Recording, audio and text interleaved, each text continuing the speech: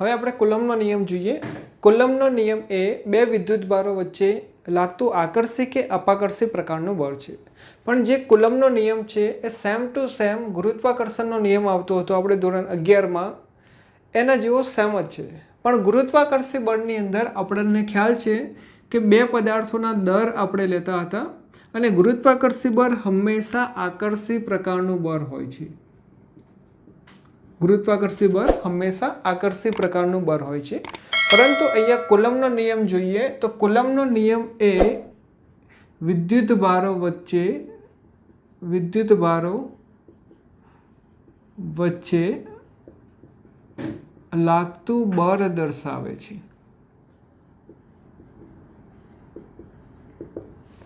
પરંતુ આપણે બેઝિક નિયમ સમજવા માટે સૌપ્રથમ બે વિદ્યુતભારોની આપણે ધારણા કરીશું અને તે બંને વિદ્યુતભારો વચ્ચે કેવું બળ લાગે છે, કેવી રીતે બળ લાગે છે તે આપણે જોઈએ। તો ગુરુત્વાકર્ષણના નિયમના જેમ જ જો આપણે બે વિદ્યુતભારો લઈ લઈએ, એક વિદ્યુતભાર આપણે Q1 તરીકે લઈએ, બીજો વિદ્યુતભાર આપણે Q2 તરીકે લઈએ અને આ બંને વિદ્યુતભારો વચ્ચેનું અંતર જે છે એ આપણે R વડે દર્શાવીએ। તથા બીજો એક ખાસ કોન્સેપ્ટ કન્ડિશન ધ્યાન રાખજો, આ બંને વિદ્યુતભારોની વચ્ચે જે માધ્યમ છે એ શૂન્યાવકાશ આપણે પહેલાં ધારેલું છે। તો આ બંને વિદ્યુતભારો વચ્ચે લાગતું બળ એ બંને વિદ્યુતભારોના ગુણાકારના સમપ્રમાણમાં હોય છે તથા તેમની વચ્ચેના અંતરના વર્ગના વ્યસ્ત પ્રમાણમાં હોય છે। આ બંને કન્ડિશનને એક સાથે જો આપણે લખીશું તો F ચલે છે Q1 Q2 divided by R² થઈ જશે અને જો આપણે સમપ્રમાણતા અચળાંક અહીંયા મૂકીએ તો F બરાબર K Q1 Q2 divided by R²। આપણે વધારાનો જે કોન્સ્ટન્ટ મૂક્યો છે એ K ને આપણે કહીશું સમપ્રમાણતા અચળાંક। હવે અચળાંક છે તો એની કોઈક વેલ્યુ હશે ફિક્સ, તો એની વેલ્યુ કેટલી હોય છે તો K ની વેલ્યુ આપણે યાદ રાખવાનું છે ન્યુમેરિકલ માટે પણ 9 × 10⁹ આ એની વેલ્યુ મેં તમને બતાવી। પણ એનો એકમ શું હશે તો એકમ દર્શાવવા માટે અહીંયાથી આપણે K ને સૂત્રનો કર્તા બનાવી દઈએ તો K બરાબર ફોર્મ્યુલા બનશે K બરાબર F × R² divided by Q1 Q2। F એટલે એકમ થશે ન્યૂટન ઇન્ટુ R² એટલે કે બનશે મીટરનો square divided by Q1 Q2 એટલે કે કુલમ્બનો સ્ક્વેર। તો આનો એકમ રહેશે newton metre square coulomb raise to -2। આ આપણો એકમ થઈ ગયો Kનો। બટ Kની જે વેલ્યુ છે સમપ્રમાણતા અચળાંકની એ વેલ્યુનું પણ એક ફોર્મ્યુલા છે। સો K ઇઝ ઇક્વલ્સ ટુ એક ફોર્મ્યુલા છે 1/4πε0। તો આ નવી કન્ડિશન આવી તમારા માટે કે ε0 ને શું કહેવાશે, ε0 ને આપણે શૂન્યાવકાશની પરાવૈદ્યુતાંક કહેવાય છે અથવા તો પરમિટિવિટી કહેવાશે। શૂન્યાવકાશની પરમિટિવિટી આપણે કહીશું ε0 ને। અહીંયા આપણે બંને વિદ્યુતભારની વચ્ચે શૂન્યાવકાશ લીધેલું છે એટલે આપણે ε0 લખ્યું છે। પણ જો કોઈ માધ્યમ આપણે લઈશું તો ત્યાં આપણે એપ્સિલોન લગાવવો પડશે। તો ચલો ε0 એ કોન્સ્ટન્ટ આવ્યો તો ε0 ની વેલ્યુ કેટલી હોય છે તો ε0 ની વેલ્યુ આપણે 10⁻12 × 10⁻12। ચલો એનો એકમ કેટલો થશે તો ચલો ε0 અને K ની વેલ્યુ જુઓ એકબીજાના ઇન્વર્સમાં છે। 4π તો કોન્સ્ટન્ટ કહેવાશે તો K નો જે એકમ હશે એના કરતાં ઉલટો એકમ એટલે કે ઇન્વર્સ એકમ થઈ જશે ε0 નો। તો ન્યૂટન મીટર સ્ક્વેર છે તો એની જગ્યાએ રહેશે newton -1 metre raise to -2 and થઈ જશે કુલમ્બનો સ્ક્વેર।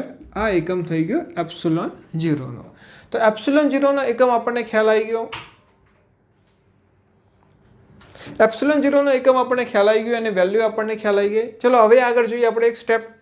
ε0 ખ્યાલ આવી ગયો, K ની વેલ્યુ ખ્યાલ આવી ગઈ, તમને બંને વિદ્યુતભાર વચ્ચે લાગતું બળ ખ્યાલ આવી ગયું। પરંતુ નેક્સ્ટ સ્ટેપ કે જો આપણે અહીંયા આ બંને વિદ્યુતભારો વચ્ચે શૂન્યાવકાશની જગ્યાએ કોઈ માધ્યમ મૂકીએ તો કન્ડિશન કેવી થશે તો જો આપણે એક વિદ્યુતભાર Q1 લઈ લીધો, બીજો વિદ્યુતભાર Q2 લઈ લીધો અને વચ્ચેના ભાગમાં કોઈ માધ્યમ આપણે મૂકેલું છે કે જેની પરમિટિવિટી એ એપ્સિલોન છે, હવે ધારો કે આ બંને વિદ્યુતભારની વચ્ચે આપણે જે માધ્યમ મૂકેલું છે એ માધ્યમની પરમિટિવિટી એપ્સિલોન છે, તો એમની વચ્ચે લાગતું બળ કેટલું થશે? તો માધ્યમ માટેનું બળ આપણે Fm વડે દર્શાવીએ તો એનું ફોર્મ્યુલા રહેશે કે Q1 Q2 divided by R². But difference શું આવ્યો બંનેમાં? કે તો સેમ જ રહેવાનો છે, પણ કેની જગ્યાએ અહીંયા આપણે લખવું પડશે 1/4πε0. તો આપણે અહીંયા લખીશું 1/4πε0 ની જગ્યાએ epsilon into Q1 Q2 divided by R². આ જ રીતે આપણે અહીંયા પણ બળ લખી શકીશું. F બરાબર 1/4πε0 Q1 Q2 divided by R². પાછળની વેલ્યુ તો સેમ જ છે, ફક્ત ડિફરન્સ કેટલો છે? અહીંયા એક બાજુ ε0 છે, બીજી બાજુ એપ્સિલોન છે. હવે જો આપણે આ બંનેનું ડિવાઇડેશન કરીએ, આ બંને બળનું જો આપણે ડિવાઇડેશન કરીશું અથવા તો માધ્યમનું જે એપ્સિલોન અને ε0 નું જે ડિવાઇડેશન આપણે કરીએ તો એને આપણે એક MCQ માટે મોસ્ટ ઇમ્પોર્ટન્ટ કન્ડિશનમાં યુઝ થાય છે. તો જુઓ અહીંયા એપ્સિલોન ડિવાઇડેડ બાય ε0 હોય એને આપણે કહીશું એપ્સિલોન R કહેવાશે, એટલે કે સાપેક્ષ પરમિટિવિટી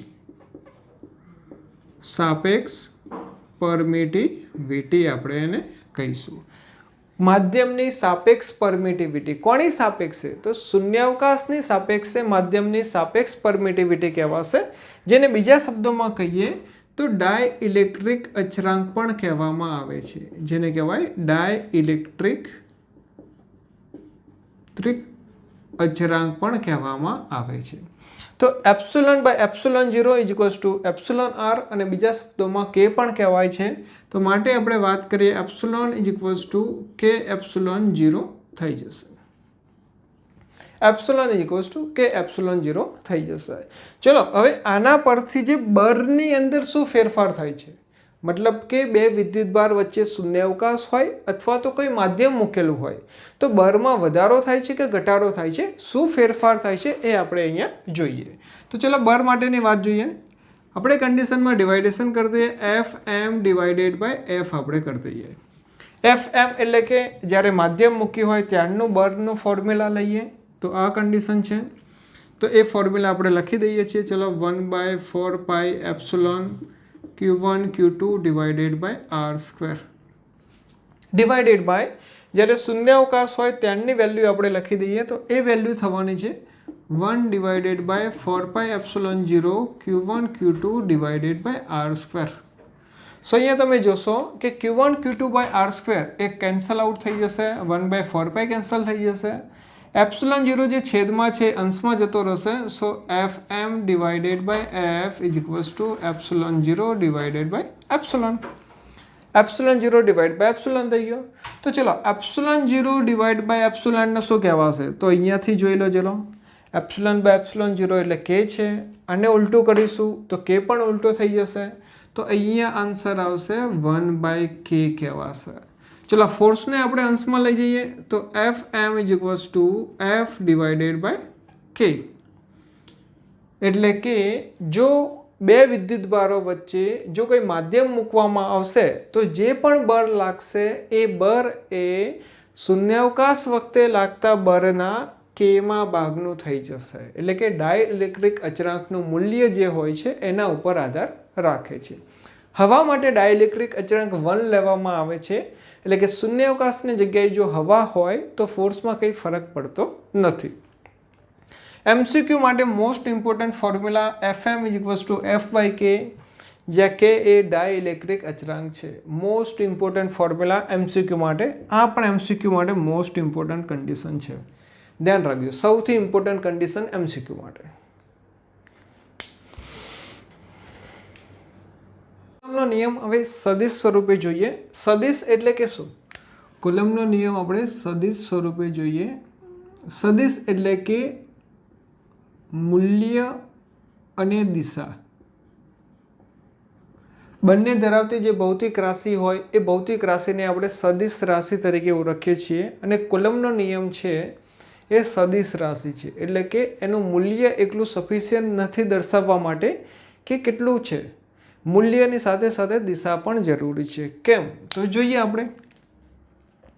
એક કન્ડિશન વિચારો કે એક ધન વીજભાર છે અહીંયા અને બીજો પણ ધન વીજભાર છે. આ પહેલા નંબરનો ધન વીજભાર છે, આ બીજા નંબરનો ધન વીજભાર છે.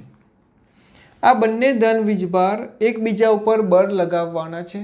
ધારો કે એક નંબરનો વીજભાર બીજા ઉપર બળ લગાડે છે, તો કઈ દિશામાં બળ લગાડશે? બંને સમાન વીજભાર છે તો એકબીજા ઉપર અપાકર્ષણ બળ લગાડશે, તો બીજા વિદ્યુતભાર ઉપર રાઈટ સાઈડમાં બળ લાગશે. તો એને આપણે શું કહીશું? બીજા વિદ્યુતભાર ઉપર બળ લાગે છે કોના દ્વારા? પહેલા દ્વારા, તો F21 થશે. એ જ રીતે બીજો વિદ્યુતભાર એ પ્રથમ વિદ્યુતભાર ઉપર પણ અપાકર્ષી બળ લગાવવાનો છે, તો એને કહીશું પહેલા ઉપર બીજા દ્વારા લાગે છે. બંને બળ કઈ બાજુ? એકબીજાને વિરુદ્ધ દિશામાં લાગે છે. જો એની જગ્યાએ એક વિદ્યુતભાર પ્લસ હોય અને એક વિદ્યુતભાર માઇનસ હોય, તો આ બંને વિદ્યુતભારો વચ્ચે આકર્ષણ બળ લાગશે, જેના કારણે ઋણ વિદ્યુતભાર પર ધન વિદ્યુતભારની તરફમાં બળ લાગશે. એટલે કે આને 2 નંબર આપીએ તો 2 ઉપર બળ લાગે છે 1 દ્વારા, સો 2 1 કહીશું. અને આ જ રીતે 1 ઉપર પણ બળ લાગશે કોના દ્વારા? 2 દ્વારા. તો જો બંને કન્ડિશનની અંદર જો વિદ્યુતભારનું મૂલ્ય સરખું હશે તો બળનું મૂલ્ય પણ સરખું હશે, પણ એની દિશા અલગ અલગ હશે, જેના કારણે આપણે દિશા દર્શાવવી જરૂરી છે.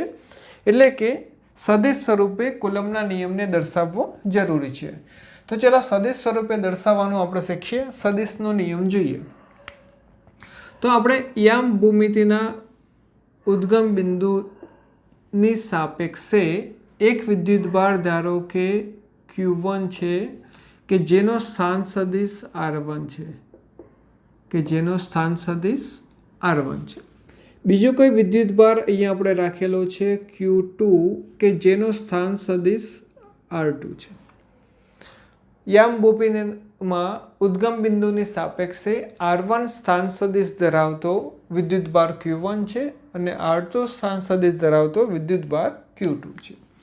હવે આ બંને વિદ્યુતભારો Q1 અને Q2 આપણે ધારી લઈએ કે ધન વિદ્યુતભાર છે. બંને વિદ્યુતભારો ધન છે. ધન વિદ્યુતભાર હોય તો એકબીજા ઉપર અપાકર્ષી બળ લાગશે. તો અપાકર્ષી બળ એ Q2 ઉપર આપણે ધારીએ કે Q2 ઉપર કઈ બાજુ બળ લાગશે? તો Q1 અને Q2 ને જોડતી રેખાની દિશામાં ઓપોઝિટ સાઈડમાં ફોર્સ લાગશે. તો એ બળને આપણે કહીશું 2 નંબર ઉપર લાગે છે 1 દ્વારા. સો F21 એટલે શું? F21 એટલે શું? તો હંમેશા પાછળવાળો બળ લગાડશે, એટલે કે વિદ્યુતભાર 1 વડે 2 પર લાગતું બળ. તો આપણે અહીંયા લખીશું Q1 વિદ્યુતભાર વડે Q2 વિદ્યુતભાર પર લાગતું બળ. આ જ રીતે Q1 ઉપર પણ બળ લાગવાનું છે, તો Q1 ઉપર બળ કઈ બાજુ લાગશે? એના કરતાં વિરુદ્ધ દિશામાં, તો F12 આવશે. તો આપણે વાત કરીશું Q2 વિદ્યુતભાર વડે Q1 વિદ્યુતભાર પર લાગતું બળ. તો 1-2 વાળી કન્ડિશનમાં તમે કન્ફ્યુઝ ના થતા, ઓલવેઝ પાછળવાળો ફોર્સ લગાવશે આગળવાળા ઉપર. આગળવાળા ઉપર ફોર્સ લાગશે પાછળવાળા દ્વારા. બંનેમાંથી કોઈ બી રીતે આપણે લખી શકીએ. ચલો F12 અને F21 તમને ખ્યાલ આવી ગયો, બંનેની દિશાનો તમને ખ્યાલ આવી ગયો. હવે આપણે ડાયરેક્શન માટેનું ફોર્સ વાઇઝ આપણે લખીએ. સો F12 સદિશ સ્વરૂપે આપણે લખવું છે. તો એનો ફોર્મ્યુલા કે Q1 Q2 તો એમ જ રહેવાનું છે. છેદની અંદર F12 છે તો આપણે લખવો પડશે R12 નો સ્ક્વેર.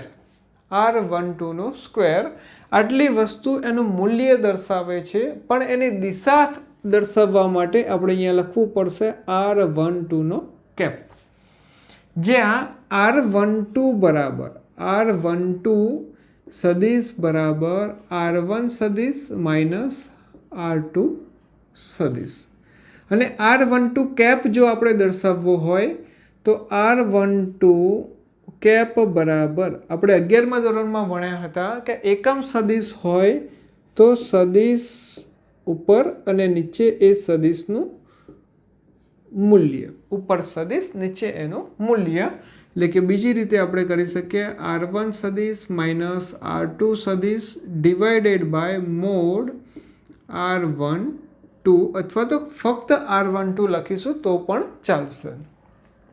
તો આ કોન્સેપ્ટ આપણે અહીંયા એપ્લાય કરી શકીશું, જ્યાં R12 આપણે R1 માઇનસ R2 લખ્યું છે. ક્યારે? જ્યારે અપાકર્ષી બળ હોય ત્યારે. જો આની જગ્યાએ એક ધન વીજભાર અને એક ઋણ વીજભાર લીધેલો હોય તો આ બળ આકર્ષી પ્રકારનું હશે, તો R12 એટલે કે R1 માઇનસ R2 ની જગ્યાએ R2 માઇનસ R1 થઈ જશે. જે ગુરુત્વાકર્ષી બળવાળું જે ફોર્મ્યુલા હતું એની અંદર એ કોન્સેપ્ટ હતો, કેમ કે ત્યાં આકર્ષી બળ લાગતું હતું. આ જ રીતે આપણે બીજા ફોર્સ માટે બી વાત કરી શકીએ. આ જ રીતે આપણે વાત કરીએ F21 બરાબર K Q1 Q2 divided by R21 square into R21 cap, જ્યાં R21 કેપ R21 કેપ બરાબર R2 માઇનસ R1 સદિશ ડિવાઇડેડ બાય મોડ R21. આ રીતે આપણે દર્શાવી શકીશું ફોર્સ માટે. આ હતો કુલમ્બનો નિયમ સદિશ સ્વરૂપે.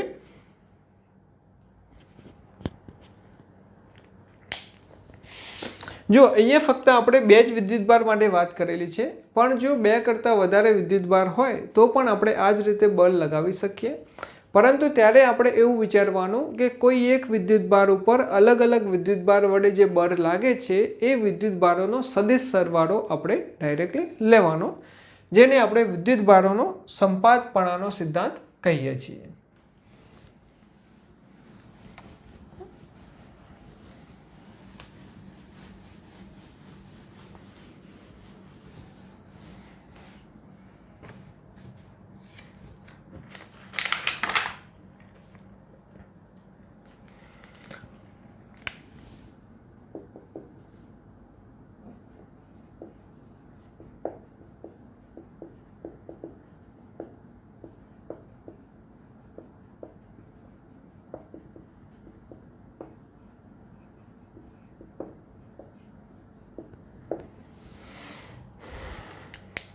જો આપણે વિદ્યુતભારોના સંપાતપણાના સિદ્ધાંત વિશે જોઈએ.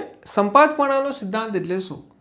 તો વિચારી લો કે કોઈ એક વિદ્યુતભાર અહીંયા Q1 આપણે રાખેલો છે, Q1 વિદ્યુતભાર અહીંયા રાખેલો છે, એની આજુબાજુ અલગ અલગ જુદા જુદા વિદ્યુતભારો છે. સપોઝ Q2 વિદ્યુતભાર છે, સપોઝ અહીંયા ક્યાંક Q3 વિદ્યુતભાર છે, સપોઝ અહીંયા ક્યાંક Q4 વિદ્યુતભાર છે. આ બધા અલગ અલગ વિદ્યુતભારો છે. દરેક વિદ્યુતભાર એકબીજા ઉપર બળ લગાવે છે, પરંતુ આપણે એવું કહીએ કે પહેલા નંબરનો જે વિદ્યુતભાર છે એના ઉપર લાગતું બળ આપણે શોધવું છે.